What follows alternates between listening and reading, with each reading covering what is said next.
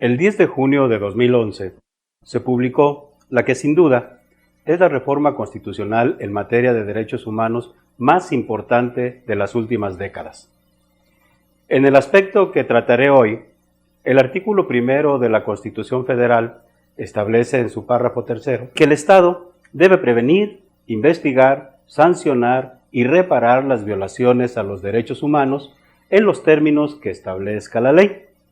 Lo anterior implica que la reparación integral de las violaciones a los derechos humanos es un derecho constitucional que las autoridades están obligadas a respetar en forma integral. Ahora bien, el juicio de amparo es el medio de control constitucional por excelencia, a través del cual los gobernados pueden reclamar las violaciones a los derechos humanos por parte de las autoridades.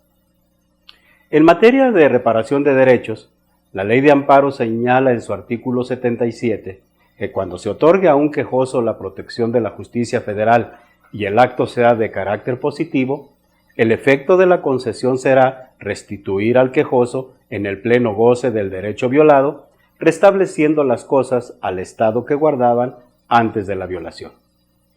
Sobre este tema,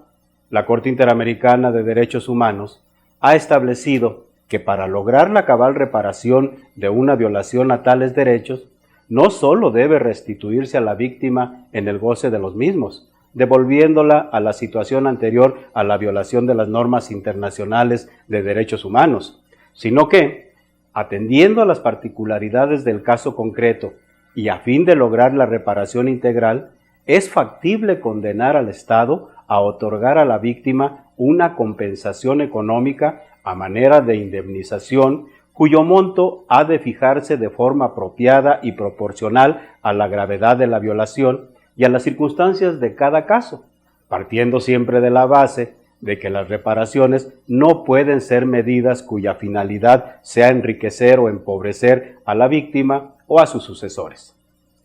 También ha establecido dicha Corte otras medidas de reparación no pecuniaria, sino de reconstrucción del ser humano que ha sido objeto de las violaciones, así como de la sociedad que las ha sufrido o propiciado. Entre esas medidas de satisfacción se encuentran la sentencia que declara la violación de derechos humanos, la orden de que se investiguen los hechos a fin de que se identifique y sancione a quien viola el derecho, la publicación de la sentencia, la celebración de actos públicos y la toma de medidas en la que se reconozca la responsabilidad del Estado, el levantamiento de monumentos en memoria de las víctimas y la realización de medidas en general encaminadas a alcanzar la verdad y la justicia. También adopta la Corte Interamericana en sus sentencias garantías de no repetición,